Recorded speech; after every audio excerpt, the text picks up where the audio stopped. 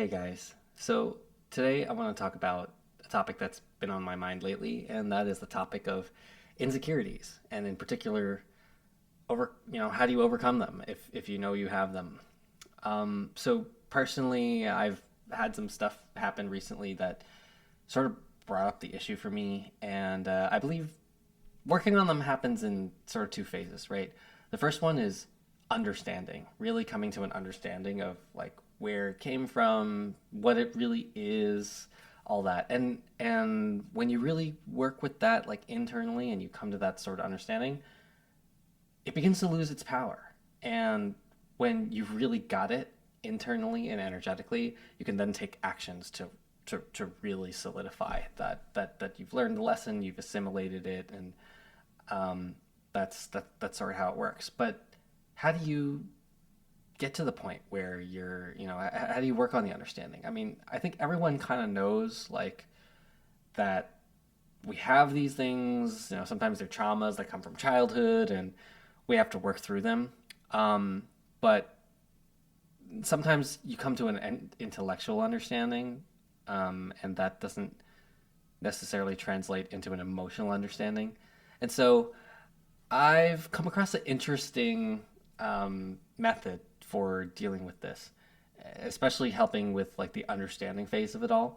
And that is using the tarot. So if you know what tarot is, you know what I'm talking about. But if you've never seen it before, it's basically like a deck of cards with like pictures on it, and the pictures have deep symbolism, and a lot of intuitive readers can use it to kind of tell people's fortunes or kind of read the energy of a situation. And um, depending on the way that you interpret the cards, you can if you have a question that you want to ask about your life or something like that, you could say, "Oh, I'm going to pull some cards and see what the energies surrounding my question are, and get some clarity that way." Whether you believe in it or not, right? Sometimes you need something. It's just like astrology. Um, you might find something in it that by accident it just resonates with you. And what matters more than is it real is like, did you learn something from it? Did it make you think about something that actually moved you in a positive direction? And that's the attitude that I take towards it. And so um, I basically have been having a lot of fun pulling cards, and if you pull them for yourself, right, it's not always that good because you have a little bit of bias, right? So nowadays, it's really easy to just use AI to help you like interpret the spreads, and so that's what I've been doing. And for in, in particular for the insecurities that I'm working through in my life, just feelings of not being good enough, feelings of being compared, feelings of, just perfectionism, all this other stuff like that. I decided to pull some cards, and before I had a chance to like interpret them myself, I just asked, AI, what did it think, so it can be a little bit impartial.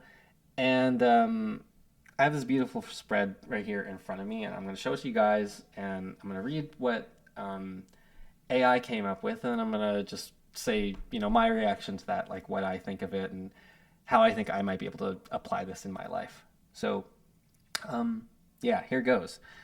So, I have a 7 card spread here, right? And the first card is supposed to represent the roots of the insecurity, right? And there's so many types of insecurity out there that they come in all different flavors, but energetically they all have like a common base, right? It's honestly just feelings of unworthiness, not feeling good enough, and that's just something I've been dealing with a lot. So the first card represents the roots of the insecurity. Where did it come from, right? And the first card is the 6 of Cups. So this it's about childhood, right? This is like, or early adolescence, the innocent days, right? This is like a pretty obvious card. It kind of makes sense, right? Like that's where most insecurities come from. They start when you're really young, they're old, they're like deeply rooted, and we pick these things up like when we're born into this world. We're pure, but then we pick up these things along the way, and in the formative years where we're just like beginning to learn how to be a human and learn how to interact with other humans in this human world, right? Sometimes we just I don't want to call it traumas. Like sometimes that's like too strong a word. But even just normal interactions, right? They shape us, and that's that's what it's saying where it came from. So it's saying like it points to childhood, formative social experiences, early emotional imprinting, nostalgia, innocence, developmental conditioning, and you know you might have had some early comparison, needing validation. So I think that makes a lot of sense. And it also says this card feels emotionally soft rather than traumatic, right? Like I learned early to locate my value through relational comparison, something like that. It's not, it doesn't even necessarily carry such a negative connotation. It's just some habits, some ideas that you picked up along the way that just helped you navigate life. And they're neither good nor bad, but then when you realize that they're not serving you or they're limiting you, then you can sort of understand it and then decide, hey, this is something I have control over. If I really want to change it, then I can understand it and make that change. So, second card represents how it manifests in my life now, right? And this is the Three of Cups. So, Three of Cups is talking about social situations, right? So, um, it happens with my friends, with my peer groups. If somebody's like similar to me, I might just compare with them. If obviously if someone is like way on a different level than me, I'll just feel like too distant or like it won't register. But if it's somebody close enough to me, then I might feel that competitiveness, almost kind of like sibling rivalry. But it doesn't necessarily have to be with siblings. And I do have siblings, and we had our moments of sibling rivalry, I guess, when we were younger. Um, but anyway, this is pointing to friendship dynamics, right? Friend groups, comparisons within your peers, and stuff like that. And it's not even necessarily like a bad thing. It's not like I go into a group of friends and I'm like super insecure and whatever. It's just sometimes you look at people and they teach you about yourself, right? Or they reflect something about yourself back to you. So you might see someone who's better than you and be like, oh man, I'm not there yet. Or you might see someone who's worse than you in a certain way and be like, ha ha, look at me, right? And both ways, even though if somebody makes you feel better about yourself, it's that idea of like conditional self-worth, right? Like my self-worth is conditional based on what happens, comparison with other people, something like that. And that's not necessarily the most stable place to be in because conditions are not always held, right? And we want to march towards a more unconditional type of love for ourselves and others rather than a conditional one. But anyway, that's where it's showing up in social groups. So the next card, let's see. Next card, what you're learning, right? So this is the Six of Swords. And this is a great card to have in this position. This is symbolizing like the turning point. The area where I'm really like turning a new corner and really I'm actively working on it. I'm actively making progress in it. It's not stagnant. It's movement. It's movement away from the things that you don't want anymore. It's heading towards better lands. So it's really good. It's about transition, psychological movement, leaving old mental patterns, calmer perspectives, and gradual healing. It's really reflective, and I think that like perfectly describes like how I feel about it myself. I'm someone that tends to like over psychoanalyze myself a lot, but sometimes it can go overboard, and that can be an issue too. But um, it's also really good to just sort of be consciously on the journey. Like some people, they don't make progress because they don't even know that they're on the journey. Me being someone who really wants to improve myself and really wants to like work on my weaknesses and stuff like that, um, it's I think that's how I feel, right? Like that's how I feel in terms of the learning process. It is a journey. Sometimes it's not always comfortable. Sometimes it's not always glamorous. But there's movement, and that's good. So the next card is the Page of Pentacles, and this represents what needs integration.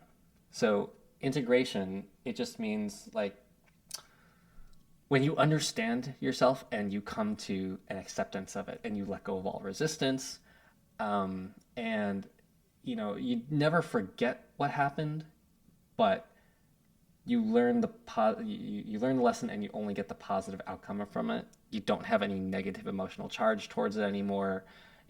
Think of it like, you know, if you broke up with someone, right? It feels bad for a while, but then like years and years later, you still remember it, you still have all the lessons, but you don't necessarily have that emotional charge that you do on the first day after breaking up, right? So that's what integration is. And so the Page of Pentacles, right? Pages are beginnings, but they're also like starting things out when you're inexperienced, when you don't know what you're doing yet, but you're experimenting and you're having a little fun. It's not so serious yet. It's like amateur energy. And with the Pentacles, it's about like learning new skills, you know, uh, sort of building things, apprenticeship, learning from people, building something tangible in the world, and because it's a page, it's a very humble energy too, right? And so sometimes it's like you need to let your ego step aside. It's sometimes you need to be more humble. Sometimes someone showing up who's like way better than you at something, it's reflecting back your own ego at yourself, right?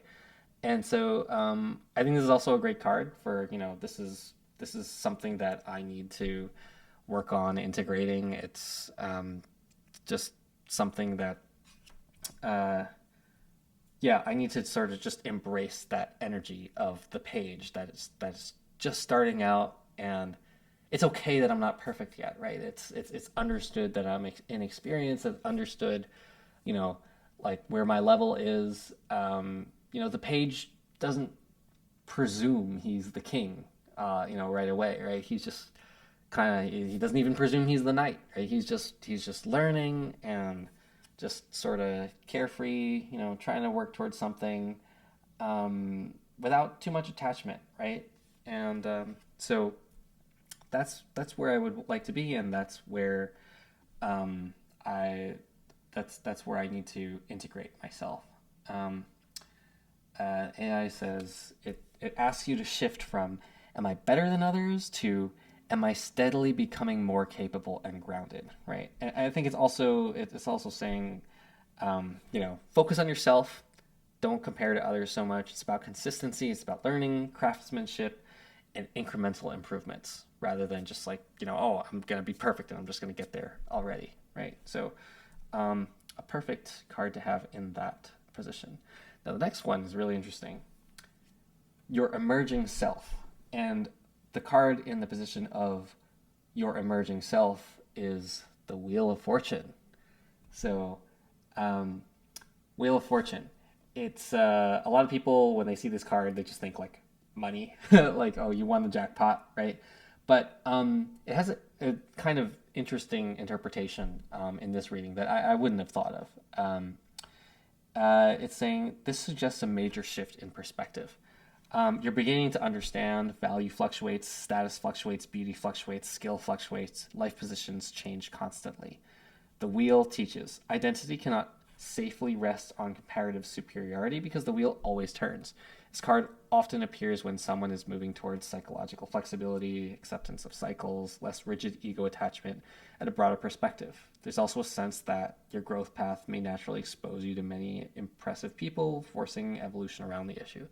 So, Wheel of Fortune is basically saying, like, no one is really better than anyone because it's cyclical. It goes up and down. It goes around and around and around. The people who are on top, they're gonna, one day be on the bottom, and the people on the bottom, they'll one day be on the top. And so, you can't get too attached to this identity of you like always being on top or something like that. And it's kind of just a reminder that like everything is equal. Maybe not like in the moment, in the illusion of the world, but like there isn't anything that's inherently better than anything else. It's all just an illusion of the mind, with the meanings that we give it. And so this being my emerging self, right? It's really saying, I'm emerging into this perspective, right? And that I can do it, right? And that I can begin to let go of the comparisons and sort of find value at each point on the wheel, right? Like imagine the wheel represents, going from low to high, from I don't want to say from good to bad, right? But from like inexperienced to very experienced, from beginner to master, and all the states in between, right? And the wheel just keeps turning, and we just keep going round and round in the circle from apprenticeship, and then working our way back up to mastery. If I really understand that that's the nature of reality and how all this stuff is working, um, I'll accept my position wherever it is, and I'll also find value in every position as well. I'll find I won't be like, oh, I'm a beginner. There's nothing I can do. This being in this state kind of sucks, right? Like I don't want to be in this beginner state. Um, but there is value to be had, at each stage. There's value to being a beginner as well as a master, and there's values to being the middle person that can teach some people, um, below them and learn from people above them. Not that certain people are above or below, but again, it's a wheel, right? It goes round and round. So the next card, your long-term growth path, and that is the Eight of Pentacles. And Eight of Pentacles is all about like hard work. It's about determination. It's about putting a plan into motion and consistently working towards building something, right? So it's mastery, it's craftsmanship, it's focused on self development and dedication to your work, and it's a really healthy card here, right?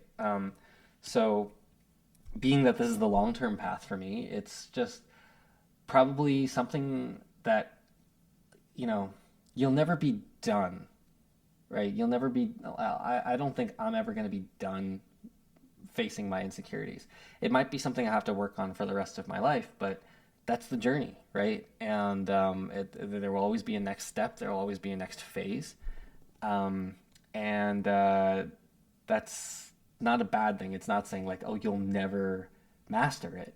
It's saying there's all these delicious layers and stages for you to experience and master, and you have a whole lifetime's worth of it. And it's never going to get boring. It's never going to get old. There's always going to be something to work on, and there's always going to be some benefit to be had as you progress through the stages there.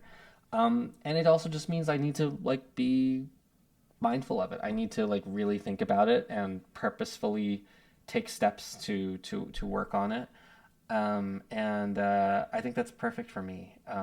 Like it's uh, I'm someone that I feel like my demons are less outside. I don't really have like any natural enemies. I don't like I love my family. I love my friends.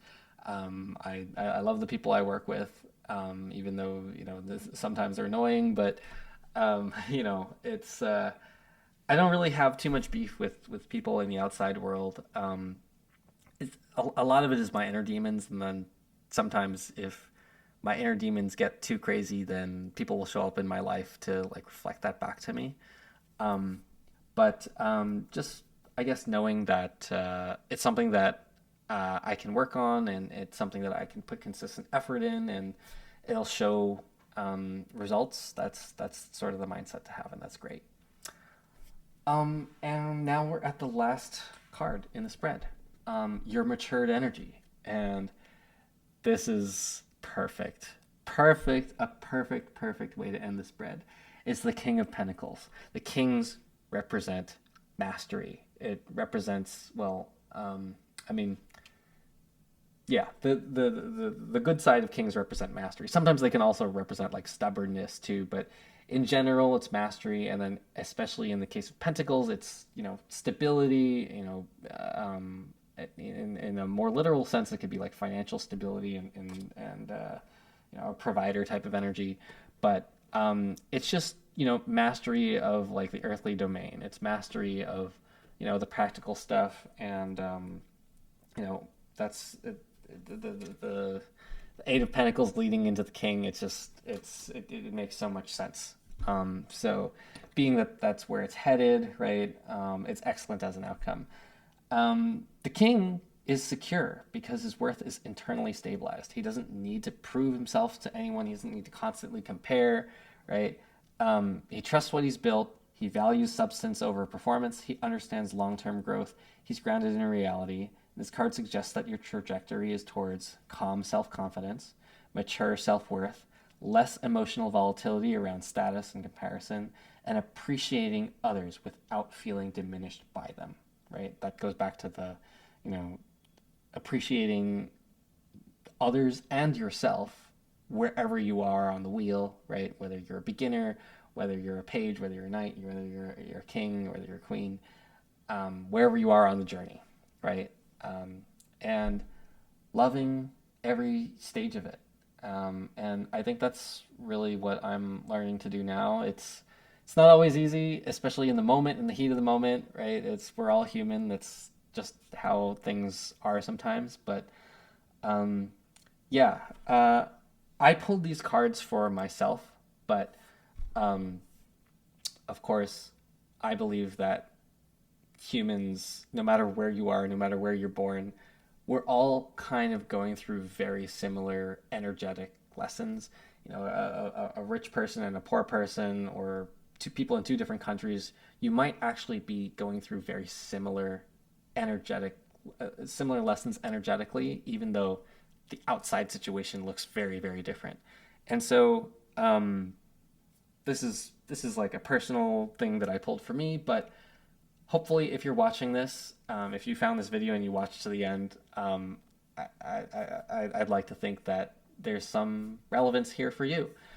And this is not a huge channel, so if you think about it this way, if you're watching it, you basically won the lottery, because you're probably one of 5 people who's ever going to see this video, and that that must mean that if it found you somehow, some way, and you watched all the way to this point, that there's some relevance for you here as well. So it's a pretty encouraging story. I think it's really just, if I had to summarize this all up, it's, yes, we all have these insecurities, but just remember, it's not a bad thing. It's it's uh, it's a challenge, but then if you want to soften that even more, it's just a journey that we're all on, and the journey is, it's delicious. It's fun to be on this journey. And even if you think, oh, being at the beginning sucks, right? Being at the point where I haven't overcome all my fears and all my anxieties yet, that sucks. Um, but I think this spread is really just telling us, don't see it that way, right? It's just a journey, and if you allow yourself to just flow naturally through the journey, you'll actually experience, have a great experience of overcoming it, and you'll encounter so many beautiful things along the way. Well, that really helped me a lot. Hopefully, it helped you a lot. If you know somebody that could really use this kind of message, feel free to send it to them as well. And yeah, if more people enjoy this type of content, then maybe I'll make some more. But thanks for listening, and I'll see you guys next time.